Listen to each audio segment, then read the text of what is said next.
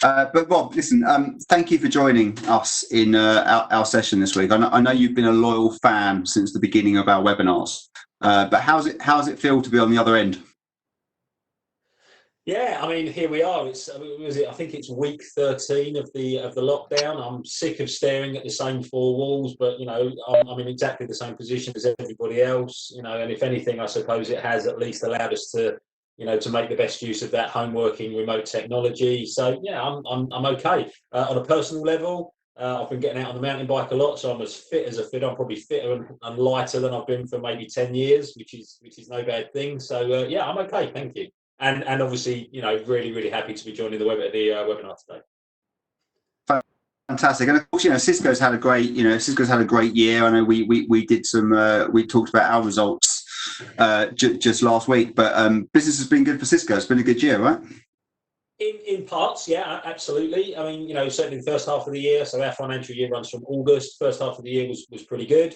As borne out by things, and I hate to sort of bring it down to the money, but the stock price has been very buoyant. Obviously, like everybody else, we've had to react to the global pandemic. That's had good and bad effects. I mean, from a and I don't want to say anything good is coming out of COVID, but from the good side for us, it has meant a massive increase in demand for connectivity, remote connectivity solutions, security solutions, and then obviously collaboration solutions. The numbers around Webex are absolutely startling. We've gone from, in February, about 7 billion meeting minutes. So that's the pre-COVID kind of baseline, 7 billion meeting minutes conducted on Webex. Through, I think March was about 14 billion. And April was 24.7 billion, and May was just over 25. So we've nearly quadrupled the amount of meeting minutes that we're doing on Webex, which obviously is hopefully keeping large parts of of the world running. Yeah, I think everyone echoes that, and we've been talking about these things over the last few weeks, just about the amount of work people have done, and how you can spend your entire day now actually interfacing with people and having video calls, and it's been, I think it's almost calming down to the kind of the right level now. I think we were quite guilty of over communicating at times because we weren't in the office, but I think to get back onto focus, I think it was a big week this week. But for Cisco, we had the Cisco Live event this week, which was a bit different to usual, right? It's normally a great place to meet people and collaborate and see our customers and work with Cisco. But I think the numbers of attendees was fantastic. I think one of the things about a virtual event is it does allow people to tune into the sessions that they care about, to watch sessions on demand, and to go back and re-listen to things that they thought were important. So obviously we've published a blog, which I'm sure many of you have seen, and Rob, thank you for your comments on the blog around kind of what we saw as the kind of headline announcements. But I'd really like to ask you, from the sessions and the things that you're most excited about, and how they're going to make a big impact moving forward. So yeah, I mean, firstly, a brief comment around Cisco Live itself. So the clue is in the name, Cisco Live. It's supposed to be a live event and always has been, but obviously due to circumstances beyond everybody's control, this one has been a virtual Cisco Live, and we've had over 120,000 people registered. So again, if there is some good to come from this, a normal Cisco Live, I think the European Cisco Live is now around the 20 to 25,000 participants. Cisco Live US is a little bit bigger, so probably 25 to 30,000. So we've had probably 4 times more attendees virtually than we would have had if the event had been live. And that's fabulous coverage and press. And as you say, leveraging virtual technologies have allowed people to look at what they want to look at, see what they want to. So I think the initial feedback, and bear in mind this is very initial because the event was only this week, and in fact finished yesterday. The initial feedback has been really positive. So, in that respect, it's good. In terms of what we've covered, I mean, I've looked at as much of the content as I possibly could. And I'd probably pick out, I mean, there's a million things we could talk about, right? But I would pick out 3 things. Firstly, in terms of the collaboration suite, there's the Webex assistant, which we've announced, and we can talk a little bit more about that in a minute. There's the Webex control hub, and then there's the new Desk Pro endpoint. So that, from a sort of a collaboration point of view, are the 3 things out of a number of things that I would pick out. And then secondly, from a security point of view, and clearly security has never been more important than it is right now, there was the announcement around SecureX, and we can talk a little bit about that and the implications of that. And then finally, I'd probably pick out an acquisition that we made, and yet another acquisition. Cisco is a very acquisitive organisation, always has been. You know, we're well over 200 acquisitions in our history now, and one of the most recent of those is an organisation called ThousandEyes, and that's very deep network analytics and fault finding capabilities, which adds to a very, very large portfolio and an increasing sort of trend in Cisco to drive much more analytics-based visibility in the network, in the data center or the private cloud, right the way up to and including visibility of the application experience via application performance monitoring. Brilliant. That's a great overview of basically a snapshot of what Cisco Live's been about. And as you say, I think I've been trying to digest a lot of the content that's been coming out of Cisco Live. But for me, what I found interesting during the keynote was, obviously Chuck presented what he did, but straight after him we had Javaid Khan who came on as the VP for collaboration, covering off his bit, and that's probably the first time we've seen somebody from Collab lead with Chuck during Cisco Live. It's been a while. I think Rowan Trollope was probably the last time I'd seen come alongside Chuck presenting. So it's a testament to where Cisco see collaboration right now, with everything that's going on, helping customers with remote working and everything else. There's been a big thing, and I'd just like to mention 3 points that I picked up from that particular keynote that Cisco are focusing on. It's number 1, employee experience; number 2, workspace evolution; and then finally the customer experience. So those are kind of 3 things. And as you alluded to, Rob, there, to enhance that employee experience, Cisco are doing a couple of things. Number 1, they've just launched the unified Webex app, which is basically bringing in all of those different workloads into that single app. I think that's going to be huge. We're helping customers make that transition now, so there's no longer a need for multiple applications doing different things. There's that single app. And then to really bring that to life is the virtual assistants, the Webex assistants. So I'll be keen to hear a bit more about that from you, Rob. And the other 2 things: workspace evolution. Understanding what Cisco are doing around the endpoints. With the Desk Pro, the Room Kits, we're helping customers to try and build almost a home working bundle of technology that can really help them do the things they did in the office at home as well. Trying to really provide that consistent experience. And then finally, contact center wise, customer experience wise, Cisco have done a hell of a lot around helping loads of on-premise customers transition to the cloud during this pandemic, and we've seen some really good success around that. So yeah, but back to you, Rob. If there's anything around the virtual assistant that you'd like to cover off, and also the workspace evolution, that'll be great. So let's start with workspace evolution piece really, really quickly. So the unified client that you spoke about, yes, absolutely, that's been launched. And it's probably worth mentioning that that's a modular client. So you can pick the modules within that client that you want to use. So that's, let's get this right. I'm going to look down to my list here: messaging, meetings, calling, devices, and team collaboration. And you can pick any or all of those. And because the app is modular, you can choose to utilize those as you see fit. But actually, let's move to the Webex personal assistant, because that for me is really sort of taking the whole kind of Webex suite, and particularly Webex meetings, to the next level. So artificial intelligence is the sort of the basis of the tool, and again, that's something we're going to talk about a little bit later. Artificial intelligence is now pervading many different areas of IT. With the personal assistant, you've got firstly device control. That's been around for a while. The ability to say OK Webex and have it then commands that you can actually control devices with. What we're now introducing, though, is much more important. So the ability to do meeting transcription, closed captioning. So you can start a Webex meeting and have the Webex assistant actually captioning, as in providing captions on the speaker as they're speaking. You can actually choose then to record that captioning and to actually get a transcript of your meeting via artificial intelligence. You can include into that things like keywords, actions, outcomes, etc. You can have that meeting transcript sent to you afterwards. You can obviously in the future be able to integrate that directly into a Teams space in Webex Teams. So it really is all about bringing a next generation of AI-based capability into the meeting environment and creating that richer meeting experience. Excellent. So I would say just I've had exposure to the Webex Assistant now for about a week. We've done a couple of demos where we're actually in the process of enabling these trials. Cisco offering this, the virtual assistant free of charge for the next 3 months. So yeah, any of our customers listening, if they're interested, we can definitely spin this up very quickly. But the most important thing for me, I think, the most productive thing of this virtual assistant for me is being able to search for a phrase or a conversation that's taken place in a meeting sometime in the past that you're able to bring up with a click of a button. I think that for me was the most powerful thing, and I think as customers and users start to use the service, they will start to reap the benefits.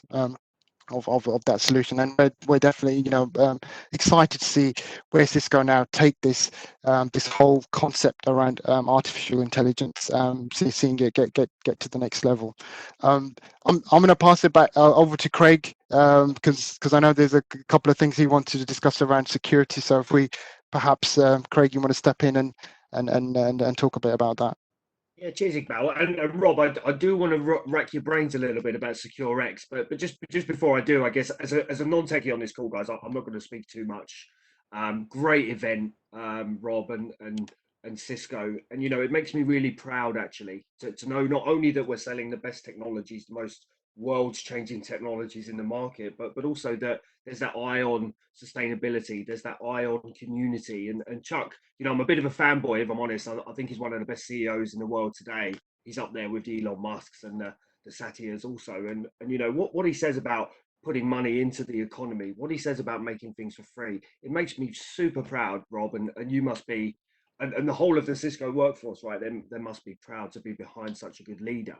I guess just on the note of SecureX, Cisco for many years now, they've been moving towards that end-to-end infrastructure security architecture.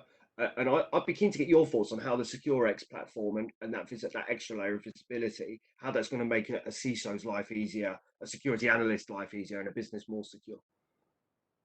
Okay, so that's a great question. So to understand why SecureX is so important, firstly, you have to have some context around where security, as an industry, has come from in IT. And for many, many years now, security has been, let's be charitable about it and say that customers have adopted a best of breed approach. The reality is perhaps not quite so charitable. It's actually a buy a box approach. There will be a problem in your environment. You'll run around with your hair on fire for about half an hour trying to figure out what it is. You'll probably go and have a look at something like the Gartner Magic Quadrant, find something that addresses that particular problem in the top right-hand box, and go and buy one. What that's given rise to is a situation where customers often have dozens, or in some extreme cases, hundreds of independent security vendors in their environment, and every single one of those operates in a silo. They don't share any information with each other, and every single one of those has their own control interface, their own sort of pane of glass to actually to interface with and administrate that particular solution. That's given rise to what's now known as the swivel chair phenomena. So if you're a security operative or even a CISO, you have your swivel chair in the middle of all of those screens, all of those console screens, all of those management interfaces, and you are constantly, a little bit of a demo here, doing this, constantly trying to flick between. And again, because there's no integration between those different security solutions, something over here will tell you that there's a problem that actually maybe something over here could address, but there's no automatic way to make that happen. It would be a manual intervention again, which is, with the depth of security and cybercrime that we're now experiencing, becomes completely impossible to administer. So that's where SecureX comes in. So SecureX is again, one of the latest announcements from Cisco. It's worth pointing out, SecureX isn't a product. SecureX is free. It's a board in the cloud, web-based security management tool that is free of charge to every Cisco security customer. So if you have a Cisco security product, you will be able to leverage SecureX. And it primarily does three things. First, end-to-end visibility of the Cisco portfolio, which again, as you said, Craige, is very extensive now. Nobody has a complete end-to-end solution in security in the industry. Nobody, Cisco included. But Cisco does have a very, very broad security portfolio, arguably the broadest in the industry. And what SecureX does firstly is brings all of the Cisco security elements into a single pane of glass view, everything in one screen. So take away your swivel chair, you don't need it anymore. Secondly, Workflow automation, which is really important. As I said, you need to, the cause and effect stuff. If some, part of your security portfolio spots something that can best be addressed by something, maybe you've got an intrusion prevention system that spotted a breach, and a perimeter firewall wall might be the best way to stop that breach. Well, those two systems should talk to each other, and you should have an automated workflow that says, found a problem here, over here, I'm going to deal with it. So that's the second thing. The third thing, and perhaps the most important though, is third-party integration. So again, as I've already said, there is no single vendor out there that can do absolutely everything for you as a customer on your security requirements. You are going to have a multi-vendor environment to a lesser or greater degree. Hopefully, it's not going to be the dozens or hundreds that we spoke about earlier, but you're still going to have a small number of vendors. It's important that those multiple vendors are part of a single kind of security administration strategy, and SecureX will allow you to do that initially with what we call eco partners. So people like, if I talk about, for example, DDoS, Cisco doesn't have an in-house DDoS solution, so we work with Radware. So they are a Cisco security eco partner. We will be able to integrate Radware directly into SecureX. Going forward, as we evolve, SecureX will actually also evolve to allow us to have third-party, ostensibly competitor security solutions integrated as well. So there you go. In a nutshell, that's what SecureX is all about. And I think it is a game changer because, again, today, that whole swivel chair phenomenon has just become ridiculous. Yeah, likewise. I think the SecureX piece and the Webex assistant for me, pure game changers. They really are. I mean, from a sales manager or chief revenue officer point of view, whether you're working in a law firm and you want to get more cases, or if you're a barrister, a healthcare, a doctor, a sales guy, the ability to get that AI power driven intelligence about the meeting we're going to have in 5 minutes or 5 hours is invaluable, and businesses should take that up. It was interesting point. Again, Chuck was always very good, and John Chambers was also talking about the importance of partners, and that's really cool for me. And I guess as Cisco moved to more end-to-end modular unified client approach, how relevant or how important, Rob, do you think that the Cisco multi-vendor partners are? People that can sell some of the other stuff and integrate some of the other stuff.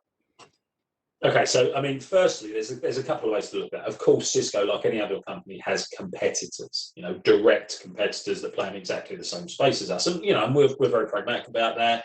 Cisilion, for example, as a partner, are not wholly Cisco. You have other vendors. Microsoft is a really good example of that, who in certain spaces are a competitor to Cisco. In other places are actually, a friend to Cisco. So in that space, yes, we have competition like everybody else does, and we're very pragmatic and we compete where we need to. Equally, though, as I mentioned previously, we've got a very, very rich ecosystem of what we call eco partners. These are third-party organizations right across our portfolio. So this in the collab space, in the enterprise networking, data center and cloud, and in the security space, third-party organizations that provide technologies that in some way complement a Cisco solution. And again, I use the example of Radware, where Radware do a fantastic DDoS solution that complements other parts of the Cisco security portfolio. So I mean, the short answer to the question is one, eco partners and that whole kind of rich multi-vendor ecosystem is really important. In fact, it's vital in certain areas. And then obviously from the direct competition point of view, we're as realistic as every other company. We know we're always going to have competition right across everything that we do. It's nice to see you being market leaders all the time, and the competition. I've been snapping at your heels, mate, to be honest. I'm not going to disagree with you on that one. It's easier to work in an organisation where you're market leading. I have to say, I wouldn't want to be out there competing against Cisco, if I'm absolutely honest. So yes. and I think just to jump in there, I think we talked quite openly there about kind of the security perspective and the importance of that, the visibility of kind of what's going on. But I think the other bit I wanted just to pick your brains on a little bit, Rob, if you don't mind, is the ThousandEyes acquisition, which I find hard. When I say ThousandEyes, I kind of think of Harvester restaurants and Thousand Island dressing and those kind of things. But I think looking into that acquisition, which I think has probably not been given the lip service it almost deserves, is I think this becomes Cisco's secret sauce, right? I think it really is.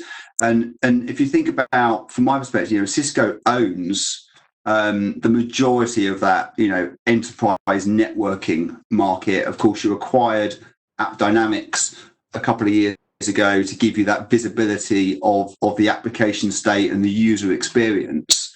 And of course, what ThousandEyes is all about is looking at internet experience. And of course, with you can almost, when you talk about timing of things and try not to use the word good, but, I think for Cisco, it's all about opportunity knocks. And of course, that was part of the theme of Cisco Live. But, the ability to now integrate something like ThousandEyes into App Dynamics, which I'm guessing is the viewpoint, to give internet use experience as an additional service around what you do in App Dynamics, with everybody working from home and struggling from time to time, as I am today, with their personal broadband. That's got to be a fantastic opportunity for Cisco. Yeah, absolutely. I mean, firstly, I love the attempt to the secret sauce comment is great, but let's be clear, it is ThousandEyes, not ThousandEyes. This is not a job.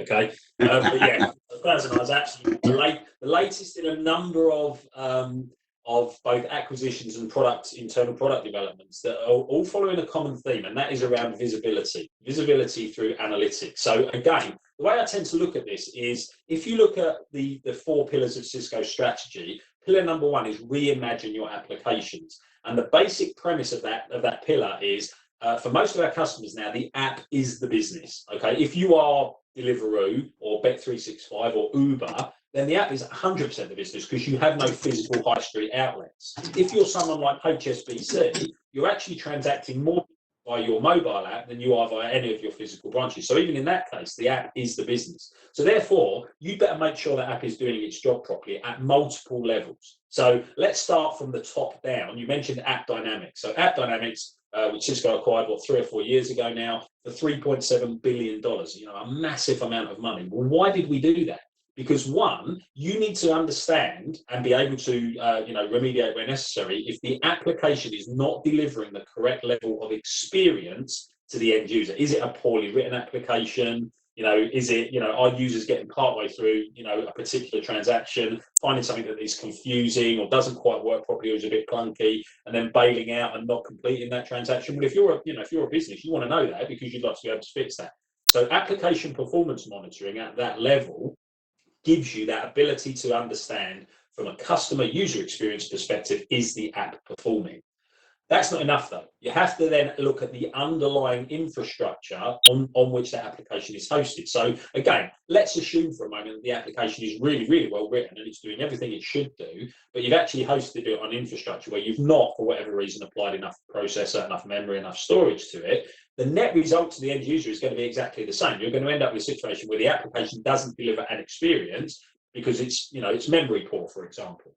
So we have a platform called C1, Cisco Workload Optimization Manager, and C1 actually looks at the level of resources that an application is using and says, did you know your application doesn't have enough memory? Would you like me to allocate some more to it? Or actually, conversely, did you know you've allocated far too much memory to this application? It's not using it all. Would you like me to free some of that up so that you can use it for other applications? So that's a second tier of, again, analytics-based visibility that becomes really important. And then underlying that, you've obviously got the infrastructure, the network on which that application or service is hosted. Well, you need to make sure that, again, you've got a great application, you've given it loads of resources, but you've connected it to the outside world via a piece of wet string. It's still going to deliver a poor level of experience to the end user. So that's where platforms like Network Assurance Engine, DNA Assurance, and now via the acquisition ThousandEyes come into the equation, because they will give you that visibility of that underlying infrastructure and the ability to understand if there are constraints in that underlying infrastructure that are, again, compromising the experience that is delivered to the user. So there you go. In summary, is the application doing what it should be doing? Does the application have enough resources, and is the underlying infrastructure capable of supporting it? And if you can tick all of those boxes, and again, using analytics-based technologies and again, to a point, AI-based technologies to actually underpin all of that, you've got half a chance of delivering a decent application experience to the end user. And again, I'll come back to what I said at the beginning, because the application is the business for most of our customers now, that could not be more important. So, and I think the key thing about all these is always about doing this in real time, doing this without waiting for a problem to happen and users to start moaning and looking at things on the on the down report sites. This is all around trying to keep a business afloat, responsive and agile, and to really ensure that the investment in those IT teams and the technical teams and security teams are really focused on business improvements and ensuring that they're competitive and leading edge in what they do, rather than just that firefighting.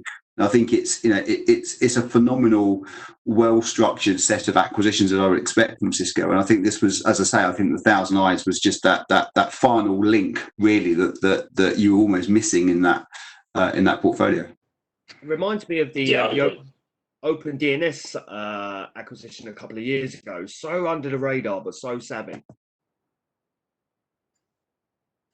Yeah, Craig, I'm just going to just jump in. So I've seen the time, so I know we're getting very short on time now. So I don't think we've got a lot of time for questions. But I did just want to firstly, Rob, thank you for that really eye-opening insights into some of the things that are coming, and and apologies to everyone that there's just never enough time in these sessions to go into a lot of detail. Again, if there are, if anyone has got any specifics they want to know about, please do reach out to us, and we'll happily respond and of course get in touch. But we're also going to use this really as a linchpin to change the format of the future event. So we've really enjoyed doing these. Hopefully you've enjoyed watching them. But we are going to start moving these as everyone is now returning to work slowly and life slowly becomes back to normal.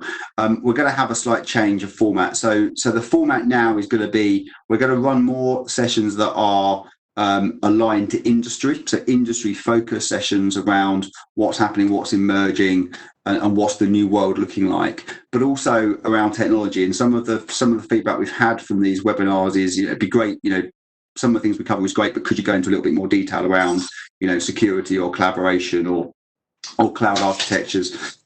So we're going to be doing that. So firstly, thank you for the feedback, and we will be doing those things. So starting that next week session, same time, same place, where we've got Chris White joining us, who is the former CIO of Clyde & Co, who's going to be talking around the impact, the industry challenges, and now the opportunities that the legal sector is now faced with as we come out of the pandemic. So I'd like to say again, thank you for all of you for joining us.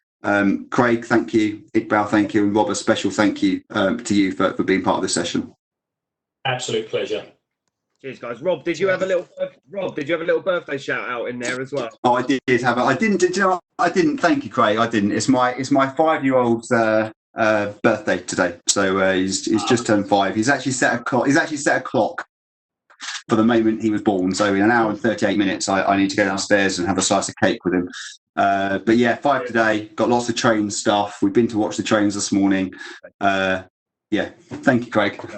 Happy birthday, Ollie. Lovely. Have a good weekend, everybody. Thank you very much. All right. Thanks a lot. Everybody.